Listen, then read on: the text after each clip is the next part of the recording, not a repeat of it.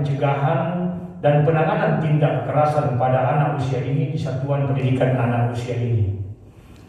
Demikian pula rasa terima kasih yang besar ingin kami sampaikan kepada para narasumber, kemudian para peserta yang telah hadir di Hotel Anfaya ini. Kami sangat memahami bahwa Ibu dan Bapak tentu memiliki kesibukan, apalagi kita telah tiba pada penghujung tahun 2021. Namun Ibu dan Bapak sekalian bisa mengagendakan untuk datang ke tempat ini berdiskusi mengenai pencegahan dan penanganan tindak kekerasan pada anak usia dini Satuan PAUD. Dan ini hanya bisa terjadi karena kita semua di ruangan ini memiliki niat yang besar agar kekerasan terhadap anak, terutama yang terjadi di Satuan PAUD, dapat kita address secara bersama-sama. Bapak Dirjen yang kami hormati beserta Ibu Bapak sekalian, izinkan kami melaporkan bahwa kegiatan semi lokal ini dilaksanakan sebagai perwujudan kehadiran pemerintah, terutama Kemendikbudristek, dalam upaya untuk memastikan bahwa semua hak-hak anak, terutama hak perlindungan terhadap tindak kekerasan, dapat terpenuhi dengan sebaik-baiknya. Melalui seminar ini, kita berharap kita dapat menguatkan strategi tercapainya lingkungan belajar yang aman sebagai bagian dari PAUD berkualitas. Kita berharap bahwa dalam proses pembelajaran, pendidik menerapkan disiplin yang positif yang memastikan tidak terjadinya kekerasan verbal terhadap anak.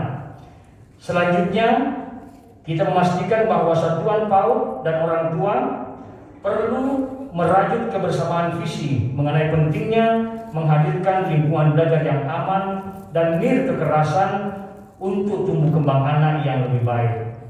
Hal yang tidak kalah pentingnya adalah kita memastikan bahwa setiap peserta didik memiliki NIK atau nomor induk kependudukan sebagai indikator penting untuk menyerukan pemahaman bahwa identitas adalah hak anak yang esensial dan merupakan fondasi rasa menghargai pada anak. Yang terakhir, kita perlu mendorong agar satuan pendidikan memberikan pembekalan berkala kepada pendidik, memiliki SOP dan melakukan upaya monitoring berkala. Bapak Dirjen serta Ibu dan Bapak yang kami hormati,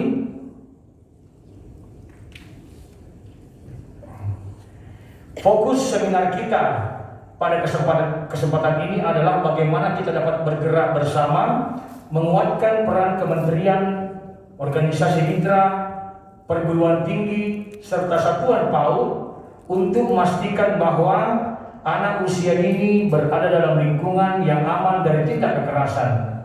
Seminar ini diharapkan dapat memberikan materi dan penajaman kebijakan yang dapat digunakan oleh Kementerian Pendidikan Kebudayaan, Riset dan Teknologi untuk merancang beberapa hal. Yang pertama terkait dengan materi pembekalan yang menguatkan konsepsi satuan PAUD mengenai luasnya bentuk ragam kekerasan dari interaksi hingga tindak kekerasan fisik serta implikasinya kepada anak kita. Yang kedua, merancang template kegiatan serta kebijakan pengelolaan atau standar operating procedure untuk memastikan keamanan anak terjaga baik di waktu pembelajaran maupun di saat anak berada di lingkungan satuan pendidikan.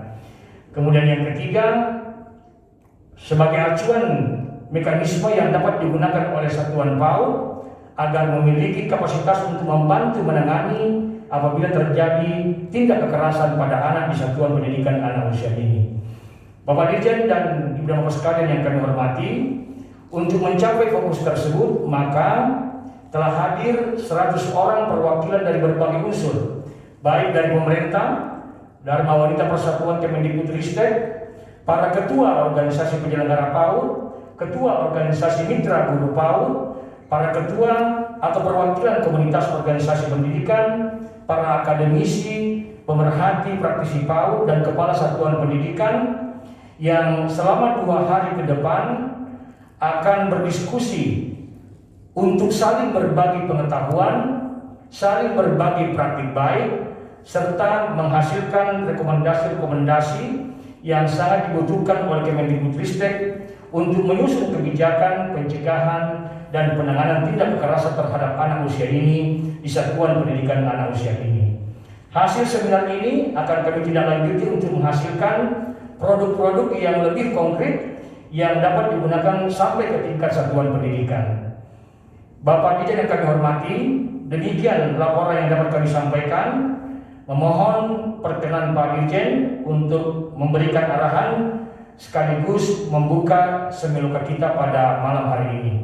Demikian, memiliki nilai yang strategis, Bapak Ibu. Terlebih saat ini kita sedang dihadapkan dengan berbagai kasus tindak kekerasan yang membuka mata kita, membuka perhatian kita, membuka kesadaran kita akan pentingnya bagaimana melindungi anak-anak kita dari kekerasan psikis, kekerasan fisik, kekerasan seksual, dan bentuk-bentuk kekerasan lainnya, bentuk-bentuk ketidakadilan lainnya. Berbagai tindak kekerasan tersebut tentu tidak terjadi secara tiba-tiba, Bapak Ibu, tetapi melibatkan berbagai faktor penyebab. Di antaranya adalah pola asuh orang tua yang mungkin keliru, sehingga anak dapat mengalami kekerasan dan bukan tidak mungkin menjadi pelaku kekerasan di kemudian hari. Dari peristiwa-peristiwa yang ada, yang kita dengar, kita lihat, kita pahami, banyak kejadian-kejadian di masa lampau yang dialami oleh orang-orang di masa sekarang kambuh. Jadi menyebabkan peristiwa-peristiwa kekerasan fisik, kekerasan seksual di kemudian hari. Sangat mudah terjadi bulat no ini ya. Ya, sugeng rawuh bulat no. Perlindungan dari kekerasan adalah hak asasi setiap anak yang telah diatur oleh Undang-Undang Dasar tahun 1945 dalam pasal 28 disebutkan bahwa negara menjamin setiap anak atas kelangsungan hidup, tumbuh dan berkembang, serta berhak atas perlindungan dari kekerasan dan diskriminasi. Ini Founding Father kita sudah menggariskan di dalam Undang-Undang Dasar 45 tentang pentingnya perlindungan kepada anak. Hal ini kemudian semakin diperkuat dengan hadirnya Undang-Undang Nomor 35 Tahun 2014 tentang perlindungan anak yang menyatakan bahwa anak sebagai tunas, potensi, dan generasi muda penerus cita-cita perjuangan bangsa memiliki peran strategis, ciri dan sifat khusus, sehingga wajib dilindungi dan segala bentuk perlakuan tidak manusiawi yang mengakibatkan terjadinya pelanggaran hak asasi manusia. Nah, kejadian-kejadian yang kita terima seringkali tidak terekspos, tetapi ditutupi, sehingga ada gunung es yang tidak nampak, dan ketika itu diviralkan baru ditangani. Kekerasan sebagai salah satu dari 3 dosa besar di dunia pendidikan, di antaranya adalah kekerasan seksual, perundungan, dan intoleransi. Jadi 3 hal ini, kekerasan seksual, perundungan, intoleransi. Kalau perundungan mungkin dilakukan kalau di PAUD, boleh jadi bukan oleh temannya, tapi boleh jadi juga oleh gurunya.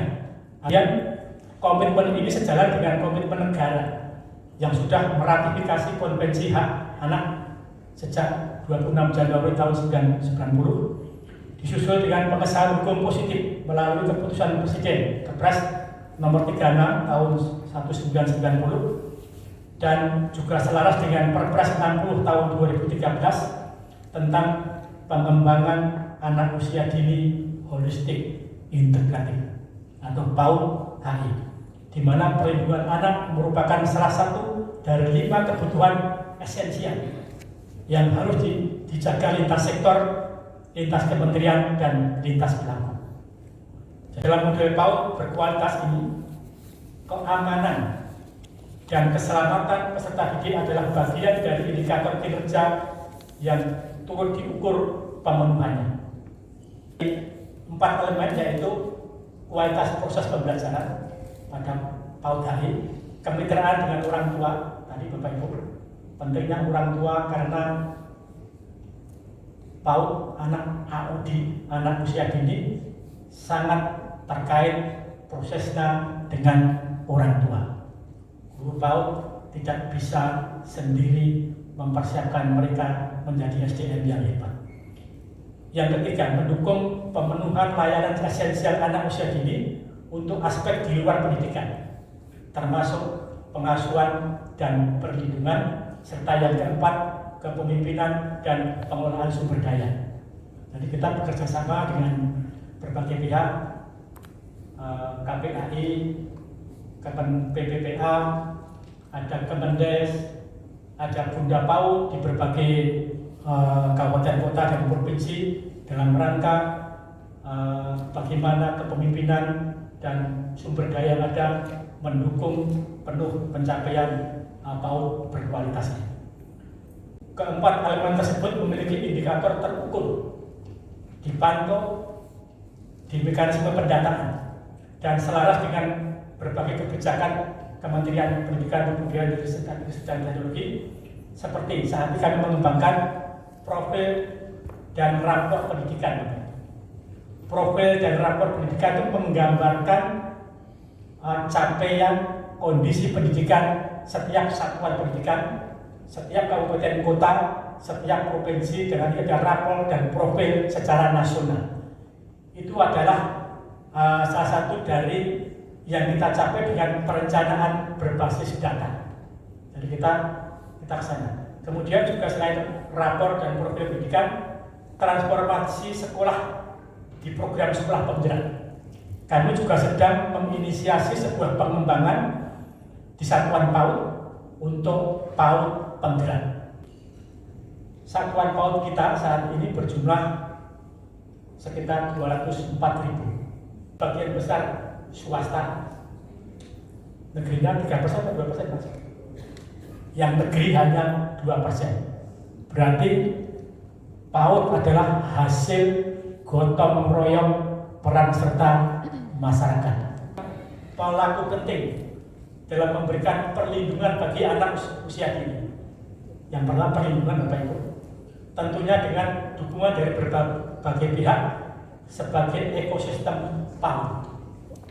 Nah, lewat PAUD yang 204.000 inilah kita berharap anak-anak kita terlindungi, nyaman, dan mendapatkan asuhan untuk mempersiapkan diri menjadi generasi yang hebat.